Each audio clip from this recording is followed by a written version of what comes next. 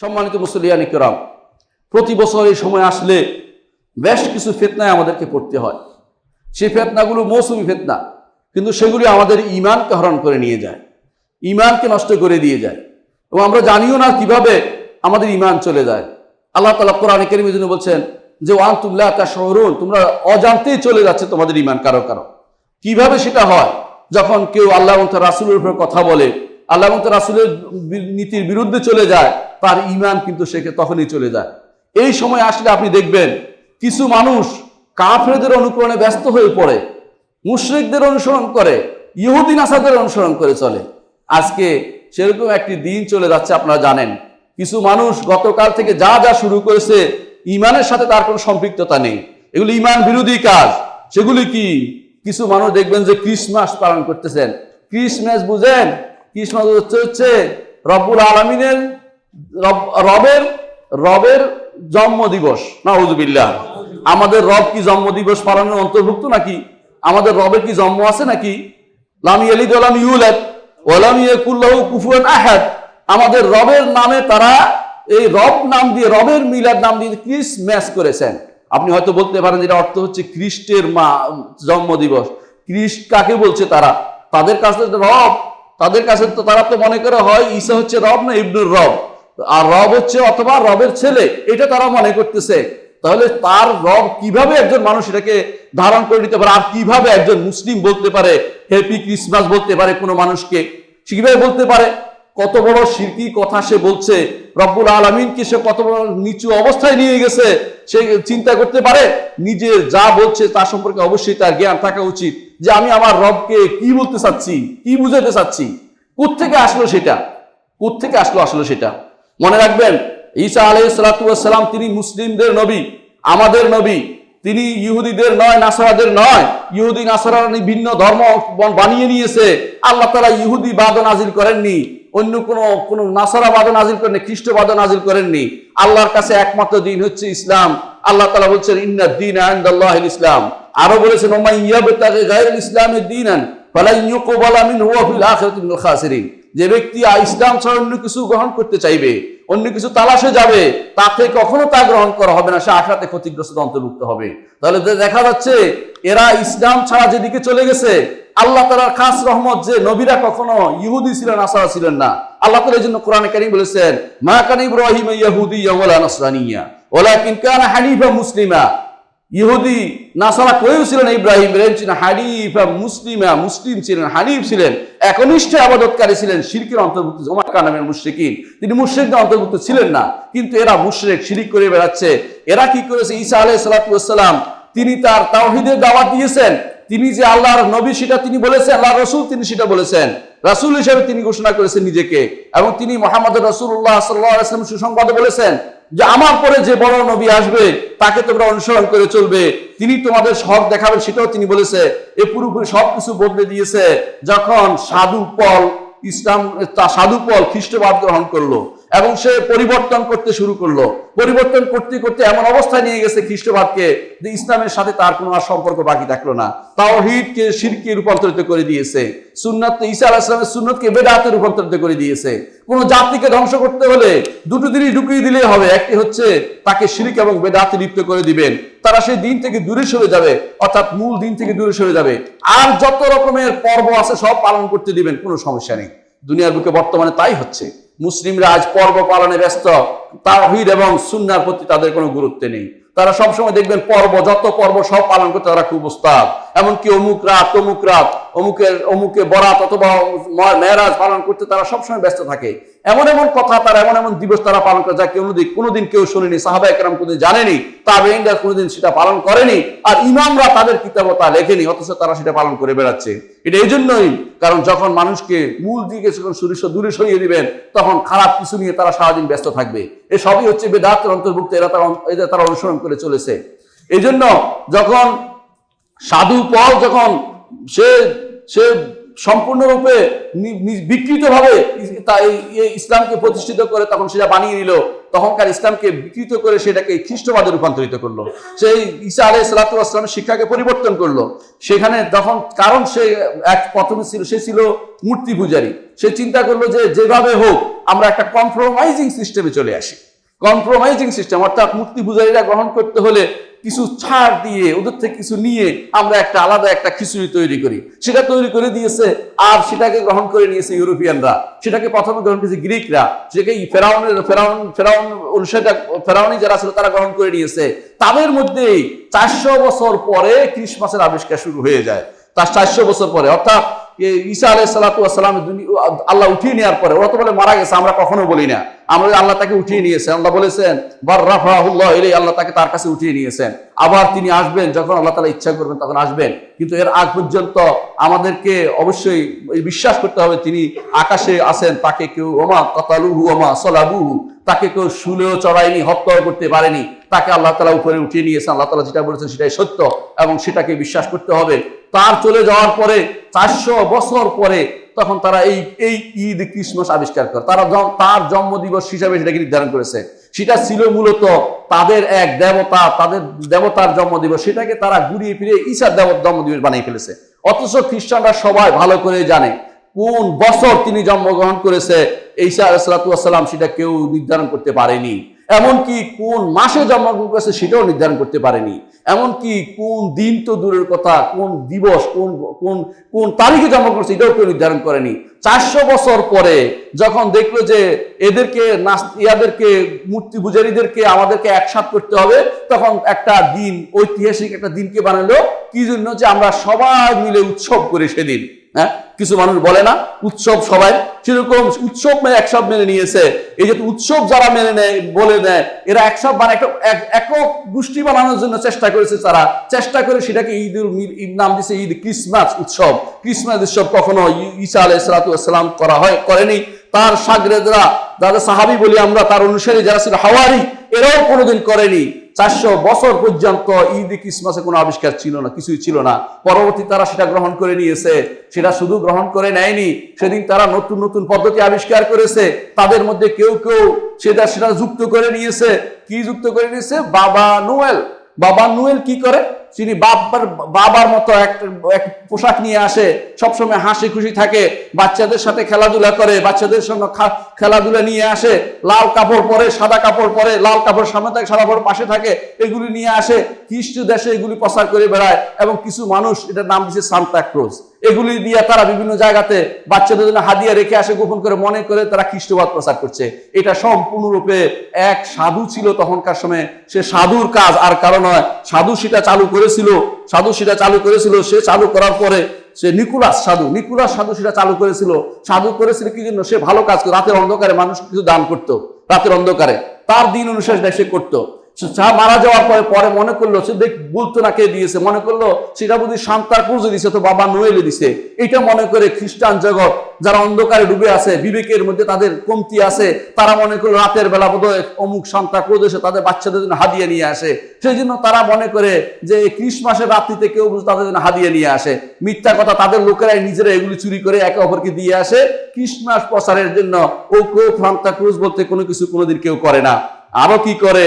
গাছ একটা বানিয়েছে, নাম দিয়েছে ঈদ শাজারাতুল মিলাদ। শাজারা গাছ কিসের জন্য? ঈসা আলাইহিস সালাতু ওয়াস সালামের ব্যাপারে যেটা কোরআনে আসে সেটা হচ্ছে আল্লাহ তাআলা বলেছেন ওয়াকুজ বিয়াদিকা দুগসান, আল্লাহ তাআলা কোরআনে কারীম বলেছেন যে আপনি গাছ ধরে ঝাড়া দিন, খেজুর গাছে নাড়া দিন, আপনার উপর রতাব পড়বে। রতাব হচ্ছে কাঁচা খেজুর পড়বে।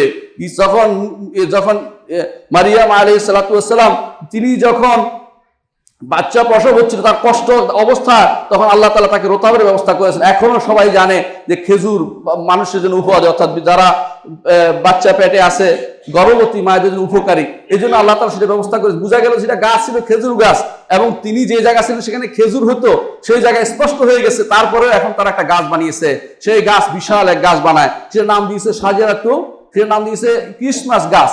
সেটা আসলে কি?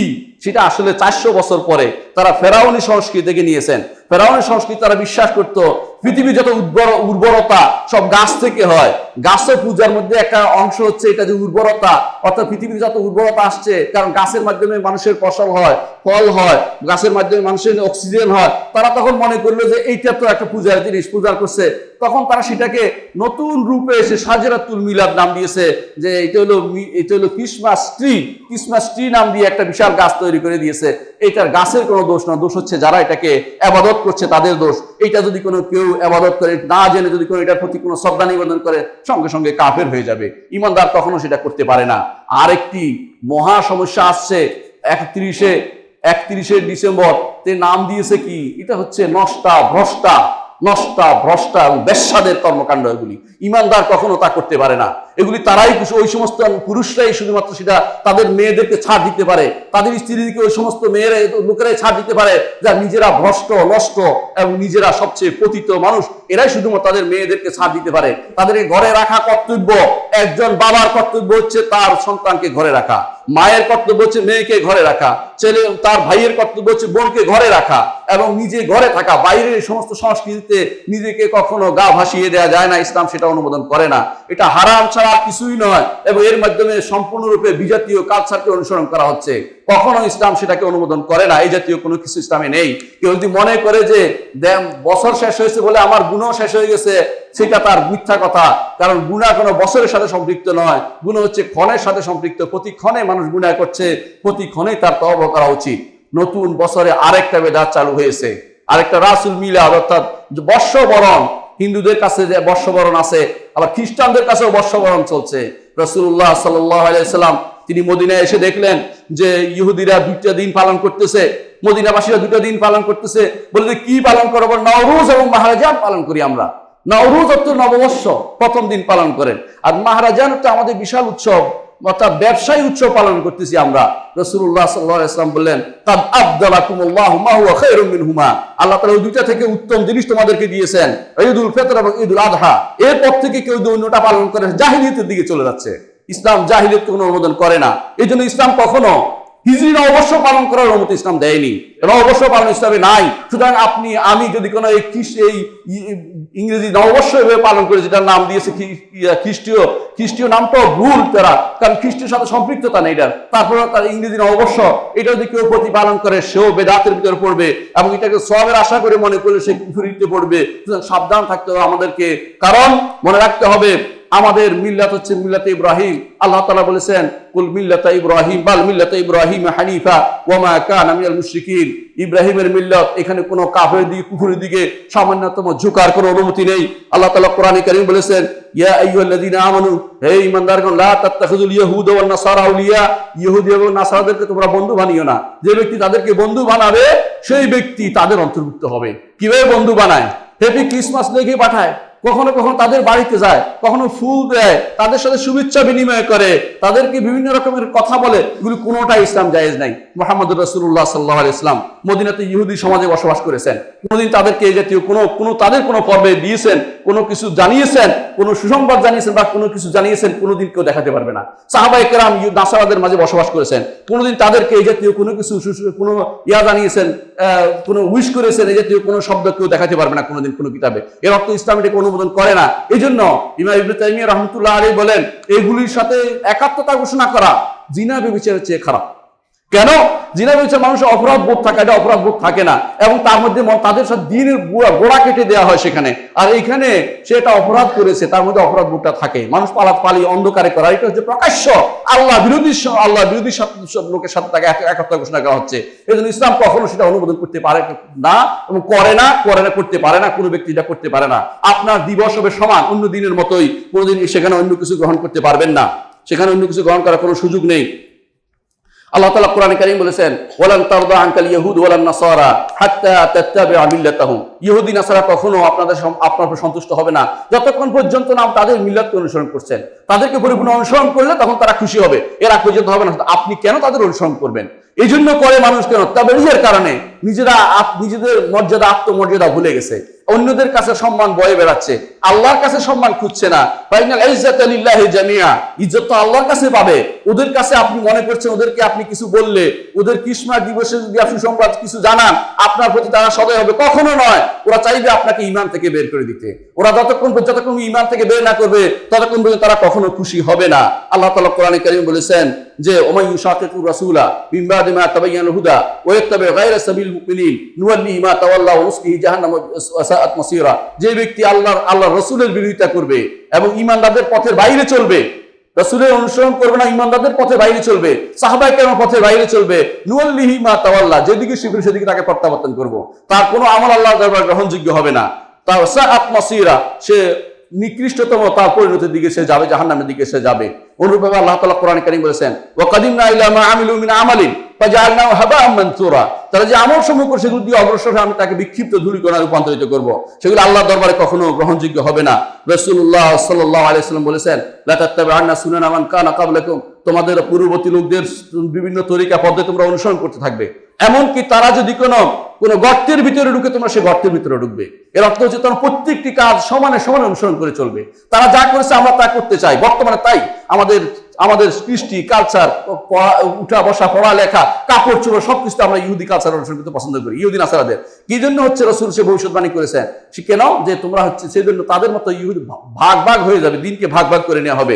তাই হচ্ছে বর্তমানে রাসূলুল্লাহ সাল্লাল্লাহু আলাইহি ওয়াসাল্লাম বলেছেন মান তাশাব্বাহা বিকাওমিন ফাহুয়া মিনহুম, কেউ যদি কোনো জাতির সাথে সামঞ্জস্য বিধান করে চলতে চায় তাদের মধ্যে তাদের অন্তর্ভুক্ত হয়ে যাবে। রাসূলুল্লাহ সাল্লাল্লাহু আলাইহি ওয়াসাল্লাম আলো বলেছেন খালিফুল ইয়াহুদ, ইহুদিদের বিরোধিতা করো, খালিফুল মাজুস, মাজুসদের বিরোধিতা করো, খালিফুল মুশরিকিন, মুশরিকদের বিরোধিতা করো। তাহলে বোঝা গেল যে এই সমস্ত জিনিসে কখনো একজন মানুষ এদের অনুসরণ করতে পারে না। ঈমানদার সবসময় প্রত্যেকটি কাজ কর্মে নিজের স্বকীয়তা বজায় রাখবে। সে কখনো চিন্তা করবে না যে কাউকে সন্তুষ্ট করব, অমুককে সন্তুষ্ট করব, চিন্তা করবে তার রব্বুল আলামিনকে সন্তুষ্ট করব। আল্লাহকে সন্তুষ্ট করতে পারলে দুনিয়ার সব কিছু তার হবে। আর আল্লাহকে যদি নাখোশ করে দুনিয়ার কাউকে সন্তুষ্ট করতে যান, কেউ আপনার উপর খুশি, আপনার সন্তুষ্ট হবে না। আপনি আল্লাহকেও হারাবেন, দুনিয়াও হারাবেন। এই জন্য আল্লাহর পথে আমাদের ফিরে যেতে হবে। এই সমস্ত যে সমস্ত জিনিস তারা চালু করেছে, এইগুলির দিকে চোখ তুলে তাকাবেন না। এগুলির দিকে যারা তাকায় তাদেরকে নিষেধ করবেন। আপনার সন্তানরা এগুলির দিকে তাকায় তাদেরকে নিষেধ করবেন। এবং আপনার দায়িত্ব এদেরকে এই সম্পর্কে নিষেধ করা যে প্রত্যেক জাতি তাদের কাজ করবে, তাদের দায়িত্ব তারা করছে, আমরা কেন তাদের হস্তক্ষেপ, তাদের দিকে তাকাচ্ছি, তাদের কর্মকাণ্ড দিয়ে কেন তাকাবো? সেগুলি তাকানোর মানেই হচ্ছে আল্লাহর লানত এবং আল্লাহর আযাবের ভিতরে, গজবের ভিতরে পড়ার জন্য নিজেকে আমি তৈরি করে নিচ্ছি। আর নাউযুবিল্লাহি মিন যালিক।